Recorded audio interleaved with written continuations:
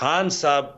ने ट्यूसडे को जो मेरे से बात की, क्लियर उनके स्टेटमेंट दोबारा जरा सुन ले कि वो ये कहते हैं कि मजबूत फौज तो मुल्क की जरूरत है ही है, लेकिन मजबूत फौज के लिए पहला पॉइंट ये है कि अवाम फौज के साथ हो जी, और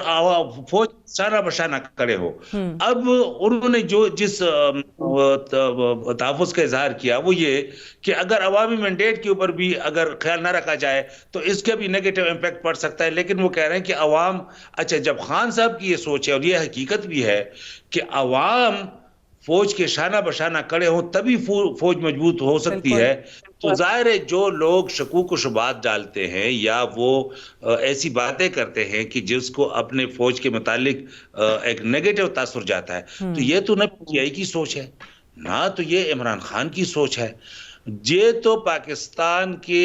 वो लोग जो पाकिस्तान के फौज को कमजोर देखना चाहते हैं और जो बाकी मुस्लिम दुनिया में हो रहा है मुस्लिम ममालिक के साथ, तो उस तरफ की बात है। तो ये तो मैं कैटेगोरिकली कह रहा हूं कि कोई भी हो अगर वो ये तासुर देना चाहते हैं या लोगों के जहनों में फौज के मुतालिक नेगेटिव चीज डालना चाहते हैं, ना ये पीटीआई की सोच है ना ये इमरान खान की सोच है। और उन्होंने मुझे क्लियर कट कहा है और आज मैं उनकी बिहाफ पर ये बात कर रहा हूं। और उनका जो मजबूत फौज के साथ पहला पॉइंट जो उन्होंने किया कि अवाम शाना बशाना खड़ी हो, तो ये कैसे हो सकता है कि जो लोग अवाम के जहन में जो है वो शकूक व शुबात डालते हों या अटैक कर रहे हो, तो वो ये तहरीक इंसाफ के साथ ना है, ना ये तहरीक इंसाफ की सोच है, ना ये इमरान खान की सोच। अच्छा हुआ आपने कैटेगोरिकली बता दिया कि ये स्पेसिफिकली हमारे कायद की सोच है कि ऐसे लोग ना पाकिस्तान तहरीक इंसाफ का हिस्सा हैं, ना ही ये कहीं पर पीटीआई की सोच है, बट मुल्क के मफाद में है। देखिए अगर किसी को मुल्क से मोहब्बत है जी, वो कोई अगर उनको किसी चीज पर एतराज है तो न सिर्फ वो पॉइंट वाजे कर दे बल्कि उसकी सोल्यूशन भी बता दें। अगर आप किसी और चीज का जिक्र ही नहीं करते और आप सिर्फ डायरेक्टली फौज के ऊपर अटैक करते हैं तो फिर सोचना चाहिए कि ये किसका एजेंडा है, कैसे एजेंडा है। तो मैं इसीलिए कह रहा हूं कि खान साहब की बात से तो ये वाज़ेह है कि जनाब मजबूत फौज होनी चाहिए और ये तभी मुमकिन होगा जब सारी कौम खड़ी हो जाए फौज के शाना बशाना। और चूंकि हमारी पोजीशन ऐसी है, हमारी ज्योग्राफी ऐसी है, हमारी नेचर ऑफ द स्टेट ऐसा है, हम मुस्लिम न्यूक्लियर स्टेट है और अल्लाह के करम से हम ऐसी। सादिया आप अपने बॉर्डर से, आपकी कैपेसिटी ये है पाकिस्तान की कि आप अपने बॉर्डर से मिडिल ईस्ट को डिफेंड कर सकते हैं। दुनिया के बहुत सारे ममालिक आपके रेंज के अंदर है। तो शाह फरमान साहब, ये जो आप बात बता रहे हैं कि बड़ी अच्छी बात है कि इस किस्म की सोच जो है वो अब पाई जाती है, लेकिन एक सवाल यहाँ पे ये पैदा होता है क्योंकि खान साहब जो हैं वो खुद कुछ सर्विंग लोगों का फौज के नाम लेते रहे हैं, वो बात करते रहे हैं, उन्होंने कुछ ऐसे इल्ज़ामात लगाए हैं। आपको नहीं लगता कि शायद वो वजह बनी है आपके कारकुनान की या यूथ के मुतनफ़र होने की, एक जो गैप आया है बीच में इंस्टीट्यूशन का या फिर यूथ का जिसकी आप बात कर भी रहे हैं, उसको ब्रिज कैसे किया जा सकता है? खान साहब उसमें किरदार क्या अदा कर सकते हैं? देखिए मैंने शायद अभी भी खान साहब बिल्कुल एक डिफरेंट बंदा पाया है। ऐसे बात मैंने देखा है कि खासकर जो इलेक्शन के बाद से जितना वोट पड़ा है तो खान साहब को एक बहुत अपने ऊपर ये जिम्मेदारी अब समझते हैं कि उन्होंने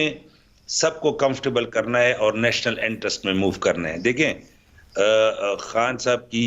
आप ये बात उन्होंने जितना चाहे वो एज ए प्लेयर की हैसियत से, सोशल वर्कर की हैसियत से,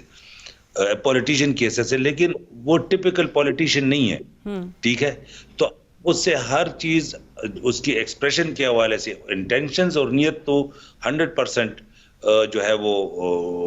आप उनके ऊपर रिलाई कर सकते हैं, लेकिन कुछ चीजें जिस तरह बिछड़ जाती है लोग उसका जो भी परसेप्शन ले लेते हैं जो इस वक्त में बात कर, क्योंकि इस पॉइंट से आगे हमने जाना है तो इस ऊपर मैं जो आपको बात बता रहा हूं कि उनकी क्लियर ये स्टांस है और ये एक अपने आप को बड़ा अब और भी जिम्मेदार समझते हैं कि अगर कौम उनके साथ खड़ी हो गई तो ये उनकी जिम्मेदारी है कि वो सबको कंफर्टेबल करके आगे जाएं और नेशनल इंटरेस्ट में आगे जाएं। ये वो मान चुके हैं। और मैं अपने तौर पर आपको ये बताऊं कि जो उन्होंने इदारे को आगे रखा कि सबसे पहली बात है मुल्क की सिक्योरिटी, तो मुल्क की सिक्योरिटी के साथ जो दूसरा पॉइंट डिस्कस हुआ वो ये कि हमें दो कौमी नजरिए की बुनियाद पर एक कौम हमें जो है वो नजर आना चाहिए कि ये हम मुसलमान हैं, पाकिस्तानी हैं। उस जी हवाले से देखें कि जो खासकर 18 अमेंडमेंट के बाद जो डिवीजन आ गया, जो लोग बड़ी पार्टियां प्रोफेशनलाइज हो गई, बदकिस्मती से हमारी पॉलिटिक्स पैसों के गिर्द घूमती है, तो नेशनल के अंदर लोगों का इंटरेस्ट नहीं होता और प्रोविंशियल के अंदर होता है। इससे नुकसान ये हुआ कि जो जो जो कौमी वहादत होती है, जो नेशनल इंटीग्रेशन होती है, वो खत्म होती नजर आ रही है और हर पार्टी प्रोविंशलाइज होती जा रही है। पाकिस्तान तहरीक इंसाफ है जो गिलगित बल्तिस्तान, कश्मीर और केपीके में भी हुकूमत पाकिस्तान के बाकी चारों सूबों में इक्वली ठीक है।